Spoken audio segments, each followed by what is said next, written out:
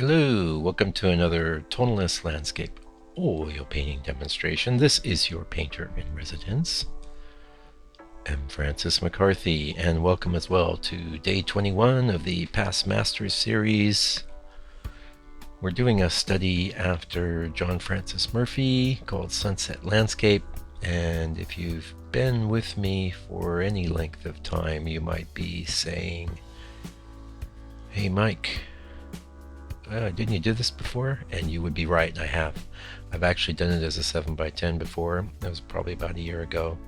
That was a commission that I did for, pardon me, a follower of the channel, and really enjoyed it. In fact, it was one of the things that got me thinking about doing the master studies in a larger size than 5x7. I've got, if you look at my library of videos there, it's probably 150, 200 5x7 studies there. I don't know if it's 200, could be, maybe it's 175, something like that. It was a lot, and that was my thinking, was, well, keep it small, keep it quick, just don't make a production out of it. And I have had people come to me and say, well, you should do these really big, and it's like, what would be the reason to do that? Why do I need a big study after John Francis Murphy in my life? It's not like I'm doing these for any real reason other than to just have fun doing them and get better as a painter. So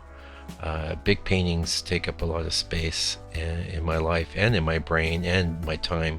That'd be a bunch of time I couldn't dedicate to doing something else. So, but all that said, I feel like the 7x10 is very sweet size, and I don't know, down the road I might even consider doing something like a 10x14. That maybe be as big as I go for a study after a master. We'll see. Hopefully I'll live a long time and you can be with me long enough to hear me contradict myself, which is a artist's prerogative. I think they used to say that's a woman's prerogative, but I think it's everyone's prerogative to contradict themselves if they feel they've changed their mind about something. And my particular approach is to jump into what I'm doing with both feet and give it my best effort always. And I'm not a person that's undecided about things or unsure about how to proceed, but I will modify what I do and change it when better information comes along or I've learned more. And this is one of the real benefits to getting older, is you get wiser. Your health doesn't get much better, and you tend to get fatter and balder. But you get wiser, and that's really pretty awesome. Maybe a little about what attracts me to this painting. First of all, I'm really attracted to his approach to the color. I just really, really love it. You've got these muted, dusky purples contrasting against yellows, with a transition of reds and brick type reds and oranges. Brilliant, and then to top it all off, you've got these like real zappy, zingy greens in the ground plane. It just works incredibly well, and one of the reasons that I've made 3 studies of this painting now is I want to get some of that good stuff in my work, because I love it. And that's the reason I do studies, and we talked about that on my last video about doing, there was an article that I'd read about encouraging artists to make studies and copies after the works of the masters. And this was an incredibly popular way to learn prior to the modern times, where people have become invested in the idea that they and their artwork are special, and inspiration, it just strikes their brains from the universe. They don't have to work very hard. They're just an automatic artist. And a lot of times with these people, because they don't study very much and they don't work very hard, They end up just stealing from other artists, either directly or indirectly. Now, making a study after an artist, especially if you're giving him attribution, and in my case, I wouldn't make a study after a living artist. That's not my thing. Um, that is not actually stealing at all. What that is making a study or a copy after another artist's work to improve your own work. And as I spoke about in the last video, it's improved my work maybe fourfold, So anyway, we covered that pretty extensively last week, so we don't really need to get into it. But this is the reason why I've done actually my favorite painting by George Ness, which would mean my favorite painting ever, maybe in the world. I think it's called Sunset in Montclair. I've done like 3 or 4 studies of it, the same painting in different sizes. I have one in my studio, and my student was there waiting for me the other day. And says, "Oh, this looks really different from your other stuff." And I says, "Yeah, because it's a copy after George Ness. This is a copy after the best painting ever." And so I would expect it to look a little different from what I do, because I'm not that good. I'm good though. I'm getting better too. And let's face it, George Ness wasn't always great. He didn't always hit it out of the park. And he got pretty freaking good, especially in his twilight years. His stuff became transcendent. And this was a copy after one of those paintings, and it is transcendent in every way. The color, the composition, the feeling of it, everything about it. Now that's in my studio because I love it. I love walking by and looking at it. And I'm happy to sell it. And on the back it says copied after George Ness, Summer in Montclair, I sell it for the same price I'd sell any of my paintings in that size. And I make sure people know that it's based on the work of another artist. That's not stealing. In fact, if anything, it's helping to promote George Ness to an audience that most people I've talked to haven't even heard of him. And he was, at the time of his death, the most well-known landscape painter in the United States by a mile. So he was always one of those names that I would hear, like George Ness. I'd hear that name. I didn't have any idea when I was, for most of my life. I couldn't put an image to the name. I didn't know what this painter painted like, but I knew he was one of the big names, at least in the United States. That said, though, not as big as so many other artists that are much better known, that really couldn't touch, the laces of his shoes if they really reached hard. Anyway, kind of a longer video today. It's going to be about 15 minutes or so. I kind of wanted to I wanted to make sure. I really love this study, and heck, I love these grays and purples in the sky offset against the yellow. It really works well. I gotta do that in one of my paintings. The thing is, when I sit down to do my work, I'm not overt in any way. I'm very organic, and it's the same with my music. I collect some ideas together, and then I proceed to work, and as ideas and concepts occur to me while I'm working, I will indulge or deny those impulses. And at the end of the process, I end up with something like a song or a painting.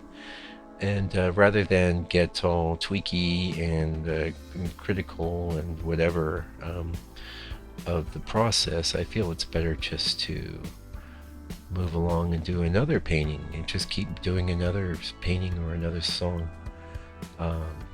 This is how you create a body of work, and this is how you get to those masterpieces as well.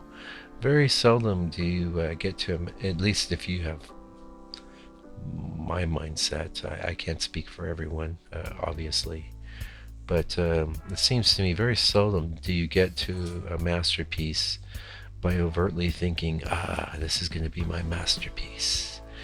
I'm going to do this, I'm going to do that. I have had one instance in my life where I put a painting together like that, and but and it was a masterpiece. However, I will say that I had a failed attempt prior to a failed attempt with that same scene prior to my successful attempt. So I did have kind of a dry run that was just based on working and inspiration, and those two things go hand in hand, if you ask me. I know I'm like a broken record with this, and I did want to touch on it very briefly. I get some comments for people saying, "Oh, we'd like you to just talk more about the painting, and we don't really care what's happening in your studio or in your life, or about your philosophical ideas about painting or life or any of that. We just want to know what colors you use. What color did you use right there? You know, what brush did you use?" These things don't even matter, folks. They don't matter. Use whatever colors you've got. Take your best shot at mixing the color that you want to get. And if you can't get it, go to the paint store and buy another tube of paint. Don't troll YouTube looking for the information, because what works for one person may not work for another. There's a lot of ways to skin a cat, metaphorically, of course. We don't want to skin little kitties. So that's just addressing that. You know, it's all good. You can feel free to leave me any comment that you want on any of my videos. I take it all in, and you know, I try to get a few words about the painting in every time, but maybe I do, maybe I don't, but never. And I know for these people that are commenting, I know what they're after, and it's the same thing I was after when I was starting out. You're hungry for information. You want to know how people are getting results, and